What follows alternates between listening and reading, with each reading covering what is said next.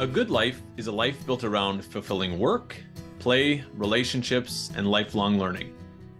Welcome to Good Life Conversations, where we explore the stories and strategies of inspiring everyday people who are striving to create a life of purpose, meaning, and connection.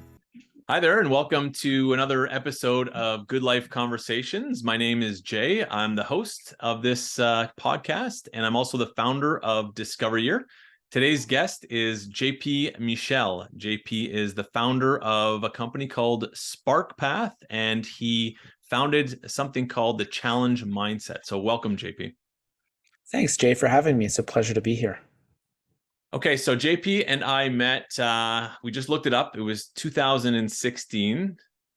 Crazy to think that many years ago. And part of the reason we met is because we each independently met a number of people who suggested that we get together or told us that we had similar careers or goals about what we wanted to do, in particular with helping youth. And we had a similar background and quite a few shared interests. So JP and I got together to meet, and I was certainly not surprised to see that I really connected with a lot of what he was doing, but I was also flattered that people connected us that way because he's a very smart, very intelligent, very kind, generous, thoughtful person. So it was flattering to me to hear that people thought that we had some things in common. So I'm thrilled that you're here, and the last kind of 8 years, it's been great. You've interacted with our students at Discover Year a lot, and they've always really enjoyed you.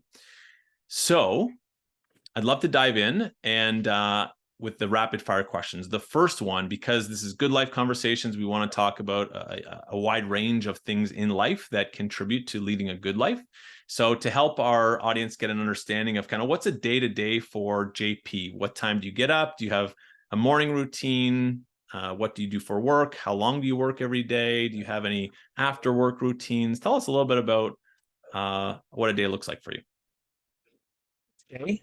I have two young kids, as I'm sure you can appreciate. My kids are 4.5 and 2.5. So one key to success for my day is getting up before them. On some days, on great days, that could be 5 a.m., 5:30 a.m., or 6 a.m. Getting some time for me by myself to read, stretch, work out, think, take a walk outside. That's a key driver for success. After that, it's all kid time, getting them to daycare. The way I set up my days at work, Jay, I tend to do no meetings in the morning. I want to think, I want to create, I want to read, I want to learn, I want to do. I try to do deep work. I'm not that great at turning off the email during that time, but that's the spirit of it. And then in the afternoon, I'll take meetings. So I meet with people that work for my company, SparkPath. I meet with schools who use the challenge mindset and the challenge cards. I meet with advisors who help me and guide me on the path to entrepreneurship. So if you were to look at my Google Calendar, that's what it would look like, is morning focused on deep work, maybe the most important thing I have to do that day or that week, and then meetings in the afternoon. Great. And I'd love to hear a little bit more about the work that you do, but how about after work? When I get home, I want to do something with the kids, take them outside. I love going on adventures. Adventure is one of my number one values. So I want to have an adventure at work. I want to meet people who are going on adventures. That's the reason people introduced us, Jay. Young entrepreneurs with mission-driven entrepreneurial organizations. That's what attracted me to you, the adventure you were creating for yourself and the adventure you were creating for students. The reason I like meeting with Discover Your students is because they're willing to go on an adventure. They're willing to do something different. So as you can tell, I'm passionate about this word. So it applies in my personal life. I want to take my kids on adventures. I want to go in the woods, let them lead me, and we get lost, and then we have to find our way back. So that's a great day for me if we can go on an adventure. Another thing that makes me happy is reading and learning and immersing myself. I find it more difficult to read and find time to read as a parent. But when I make time for it, it feels good. It grounds me. It centers me. I'm looking at a big bookshelf in the back of you, Jay. I know that it probably does the same for you. Yeah, it does. And similarly, most of those, pretty much all of them were read before we had kids. So thanks, JP. Any kind of nighttime routines that help you be prepared for the next day, feel good, healthy? Yeah, I've got a Google Doc that lists out my morning routine and my nighttime routine. And I read pieces of James Clear's Atomic Habits, and some of these items that are harder to do, they're broken down in very granular ways, trying to do different things that I haven't done before. And that document is always evolving. I'm always changing it, trying to improve new things. I'm not good at following the advice of changing one thing at a time. For example, right now, one of the things I'm working on is I do something called myofascial release, which is what I've learned is better than stretching. So it's essentially a way to rehydrate your muscle. So imagine it's like a form of stretching before bed. That tends to set me up for success for the next day. Interesting. Great. I love when mentors share things they've learned recently or habits they're trying to implement in an ongoing way. It kind of demonstrates one of the points of what we're talking about at Discover Year is that it's a lifelong journey towards the good life. So thank you. What do you mean by that, Jay? Because I think that's the opposite of what a lot of students think. Like, don't you just pick the one job you want to do forever? Don't you just pick your routine and stick to it and then you're done? Yeah, I mean, yes, except for you and me. You and me are the only two, and I guess all the other mentors. But sounds like you've learned that, and obviously, I know. Perhaps our audience members know less about what you do. So maybe that's a good time because this question and the comment relates to, I think, in pretty considerable ways, what you do at SparkPath with the challenge cards and the challenge mindset. Can you tell us a little bit about that? Yeah, you've been lied to. You were asked a big question: what do you want to be when you grow up? And it sounded like you needed to pick one job title forever. That's not true. It wasn't true in the past. It's not true today. And it's not true for your future. Some of you will get to work for 50 years. Notice my language here: get to work. It's an opportunity, it's an invitation. The world needs you. You get to go make a difference and work on important issues. You get to go out there and help people. My recommendation for you is you probably don't want to pick just one thing, one job title to stick to for life, because you're going to grow, you're going to change. The world around you is growing and changing very quickly. So to cope with all these changes, I want you to explore the world of careers in a completely different way. I don't want you to say what you want to be when you grow up. I don't want you to pick one job title that you tattoo on your arm. Please try this instead. Pick a problem you want to solve in the world. Think about whether you want to, for example, increase sustainable energy, improve mental health, or end extreme poverty. Something that speaks to you. Then work backwards. What companies are working on those problems? Who works there? And what did they have to learn to be able to do that? If you explore backwards in this way, you're going to discover a lot of new opportunities you might never have known have existed. You'll also feel like the world needs you because you'll find all these broken problems to fix. I call this the challenge mindset as opposed to the job title mindset. Now, the challenge mindset's an approach to careers where you find inspiring challenges to solve instead of job titles to fit into. This is what I created with my company SparkPath, and we've helped over 50,000 students explore careers in this way, mostly through their schools. Schools, colleges, and universities in Canada and the US use our tool. One of those tools is the challenge cards. It's a physical deck of cards, and this is one that I know you've used with students. We also have a digital version of the challenge cards, which a lot of students are going to use this fall as they get back to campus and think about their purpose and their why. Beautiful. And why did you start SparkPath? Why did you develop the challenge cards? My background, Jay, is in industrial organizational psychology. That's what I did my master's in. And I got to coach, train, and assess hundreds of leaders. What I saw during that experience is that these leaders were changing what they were doing. They were maybe the best engineer on the team, got promoted to team leader, and that was a completely different problem to solve. And I thought, wow, all this change, all these transitions, all these new problems to solve, this is the opposite of what we're teaching in school. In school, you take a test, you get matched to one job title that you're going to have for life. That didn't reflect the reality I was seeing. So I said, I got to change this. I got to tell students as soon as possible. It's going to help them right away. It's going to help them in the long term prepare for their future. Amazing. I know it's been a journey for, I'm guessing it's been 9 years since you founded SparkPath, if not more. So thank you. And I know that our students at Discovery will learn more about the challenge cards, and they will do those. So for now, I'd love to move on to the next question, which is less about work and more about your hobbies and pastimes. You mentioned going on adventures. You mentioned reading. What else do you do for fun that's not necessarily work related? My favorite thing to do is climbing up streams.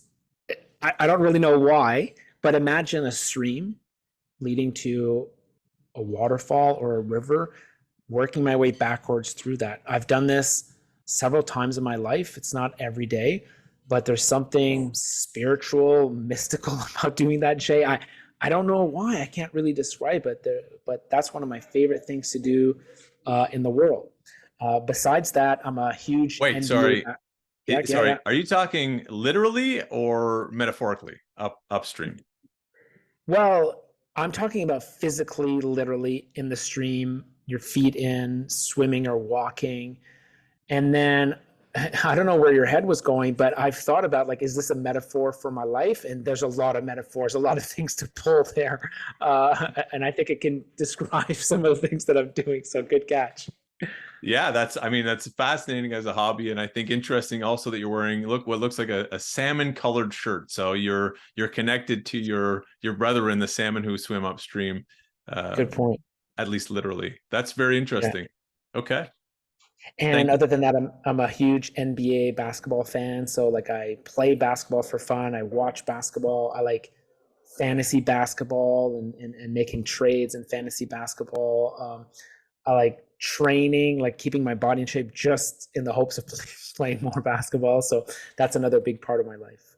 The other one was reading that I told you about. So the when I was in second grade, Jay, a teacher told me you're great at starting projects, you're not great at finishing them. And that is still true today. I'm 38. I got that advice probably when I was 9 or 10. So the way I finish reading is I log the books that I read. I take notes when I read. I use a system online called Goodreads. I post book reviews. So I have this whole elaborate system that I've organized to deal with my tendency not to finish things. And to other people, Jay, this would sound like, why are you creating this hell for yourself? It's actually great for me. It encourages me to read more. It helps me finish things, and then I like looking back at my book summaries that I've written in the past, and it keeps me going. Amazing. Yeah, you remind me of some of the systems that I built for myself to help me achieve things that don't come as naturally to me, but yet I want to do them. And were you a reader in school? Like, did you like to read throughout school, or was this post school? I read there was a competition in grade 6 where you had to read books for a fundraiser. And then I like that. So I'm a guy when I have rhythm and momentum, if I'm in the lead, I'm going to run faster. Um, and then I stopped reading completely, until, a few years after university. And now like reading is a big part of my life. Yeah. I connected. I suspected perhaps that was the case. I know for me, it certainly was. And I know there's a lot of our students that would probably connect to this idea that they like to start stuff and have difficulty finishing, which is a trait that's often connected to ADHD. And we see quite a few students who have that, and I do as well. So I connect with that. And I think it's important to note that whether or not you have ADHD, you understood this about yourself, and then you had goals that you wanted to achieve, but it wasn't necessarily easy to achieve them. So you had to learn a new form of discipline. I think that's worth noting to make sure that you could achieve it, even though it didn't come easily. Discipline sounds like willpower, which is useful.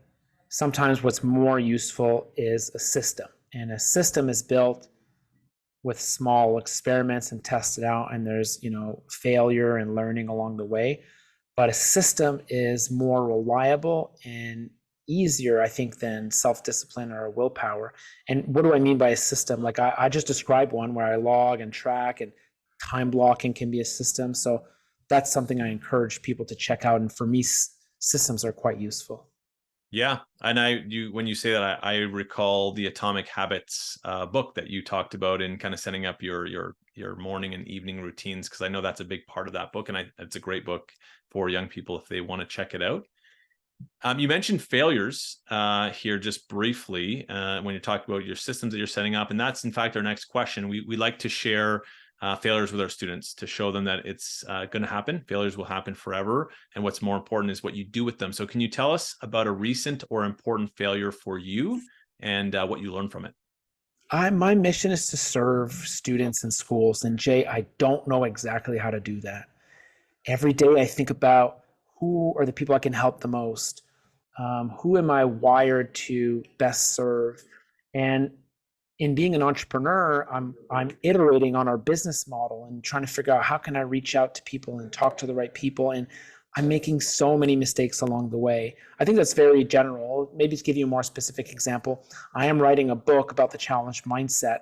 And my goal was to reach out to the authors I admired the most to see if they would write a book endorsement. And I did that in the spirit of being heavily rejected. 20 authors I chose to reach out to. I found their addresses, physical addresses hidden online. And with the help of my team, of Jody from my team, we emailed them a copy of my manuscript that I had highlighted, the specific sections I wanted them to look at. I did this with 20 people. And our goal was to get one. This was like our goal is to success rate. Is that 5%?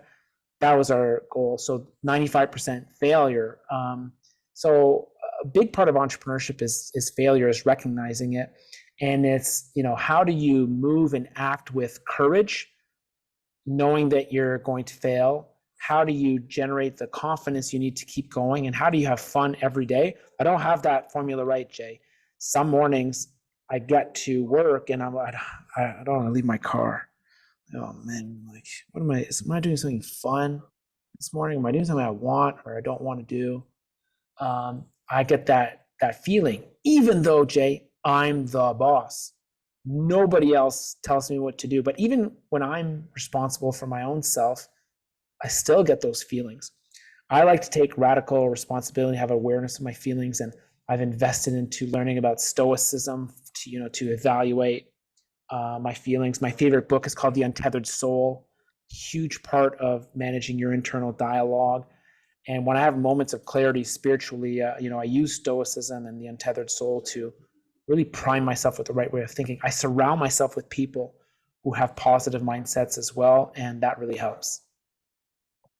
Okay, so I mean, what I'm taking from that is failure is ongoing, and what I've noticed in others that I've chatted with, oftentimes entrepreneurs, is that it's hard to pinpoint failures because they happen so much that we just kind of get used to it, and we no longer frame them, I think, subconsciously as failures. So, did you get any responses from those 20 authors? And Pink messaged me, replied to me to say, "No, I can't do it. I'm going on sabbatical." I was so flattered that he wrote back to me, and it's probably not even him. It's probably like someone from his team. But I was so flattered that I wasn't even mad that he couldn't give me a book.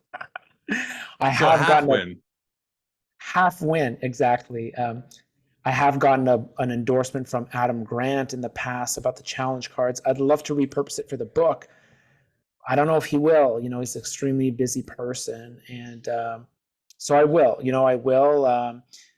Another person that replied to me, just because they said they'll do it doesn't mean they have done it yet, but is Josh Burson. I don't know if that's someone you know. Jay's a human resources person. Anyways, like I told you, I gave myself permission to be as ambitious as I wanted to. And I had a lot of emotional blockers and to do this, but I did it. I sent it to them. So we'll see what happens. Amazing. Yeah, that's a great lesson to kind of know that you're going to fail and do it nonetheless. That's a really important lesson. So we could chat for a lot longer about that. But the next question is, you're reaching out to all these people and trying to establish some version of a relationship with them. And our next question is about relationships. So can you tell us a lesson that you've learned about relationships? I would put relationships in my top 3 strengths. Feels awkward to say that, to talk about your own strengths. Well, I'll tell you mine actually, in the spirit of unmasking this and making it normalized to talk about your strengths with humility. I like to see the world differently. That's one of my top strengths. I like to share what I've learned with others. That's what drives my learning. And the third thing is I love to build relationships with people that I admire. And in this case, the example that we gave, it's not necessarily a true give and take relationships with authors, but I would love to do that long term to build more of them. And one of the things that drives my desire to build relationships is my drive to learn, my level of admiration for others, and how I can learn from their paths, and just having the courage to ask and being okay with rejection.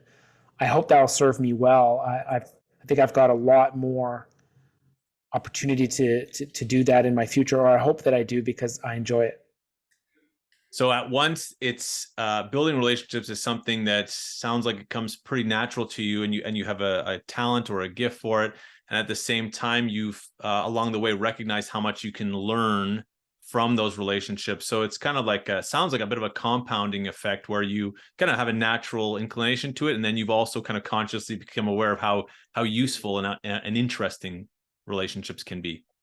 Yeah, I don't know if I have a formula for being good at it yet, even though I described it as my strength, but it's just something I want to do so badly that it's almost inevitable and happens almost on its own, which might be part of the definition of a strength. Yeah. Oh, that's a big conversation that we perhaps don't have time for today, but would be very interesting. And from my vantage point anyways, I can say that you do have talent for it, and I see it and I feel that. So it's nice to know, though, that you think that a lot of that comes from your interest in it, rather than some kind of natural ability to do that.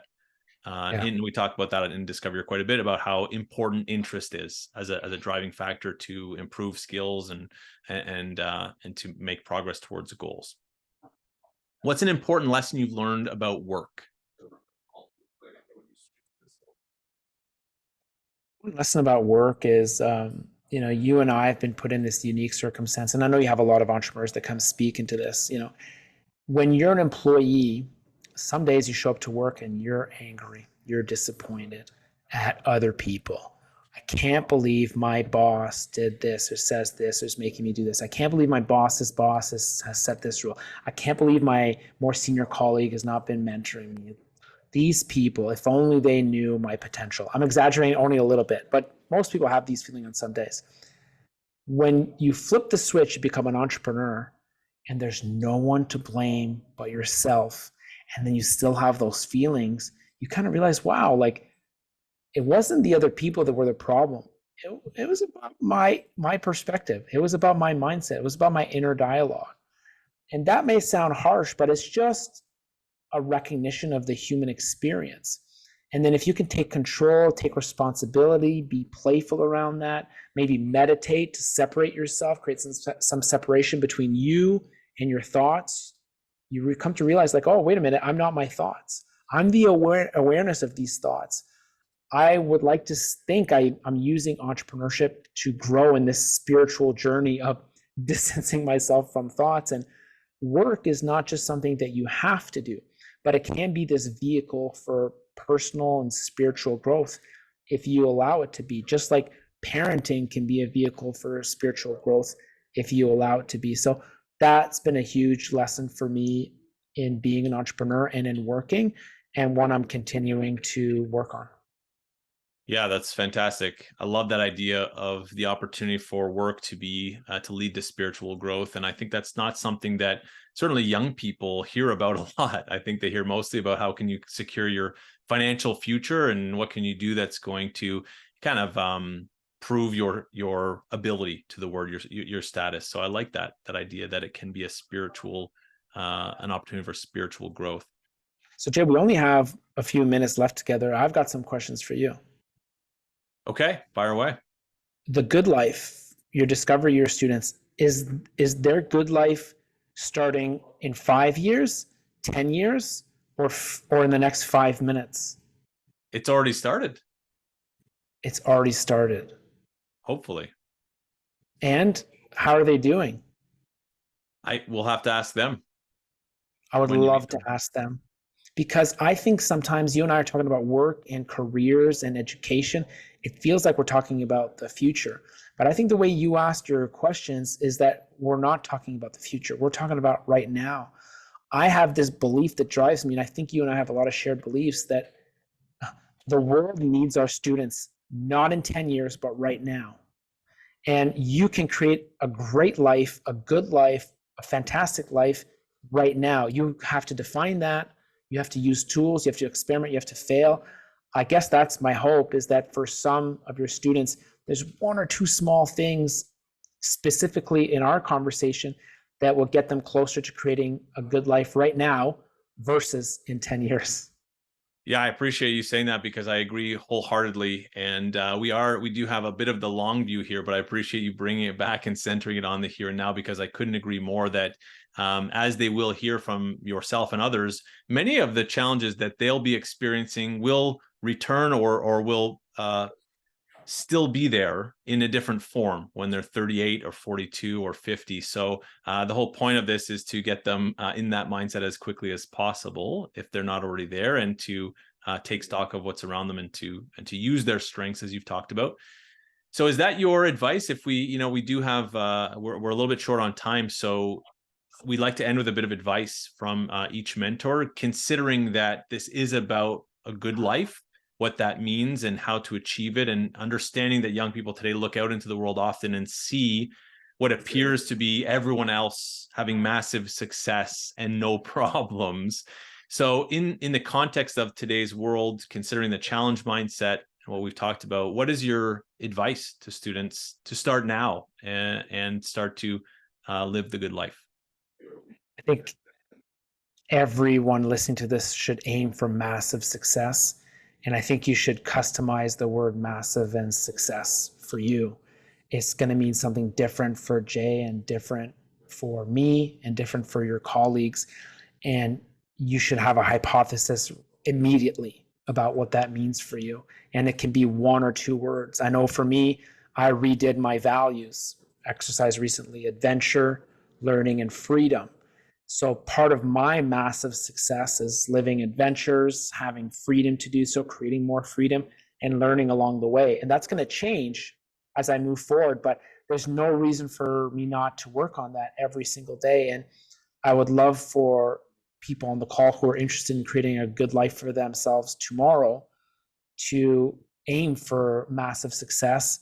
And the first step in aiming for it is defining it. And I think one thing that was hard for me when I was younger, in high school and university, is that it felt like massive and success was a societal definition. It felt like everyone was on the same page. But the more I worked and the more people I was exposed to, I realized that there's so many different ways to define that. And the earlier I took ownership for the unique things that I wanted, the happier it made me. Amazing. Yes. Thank you. So JP likes to swim upstream, physically and perhaps metaphorically, I would say so.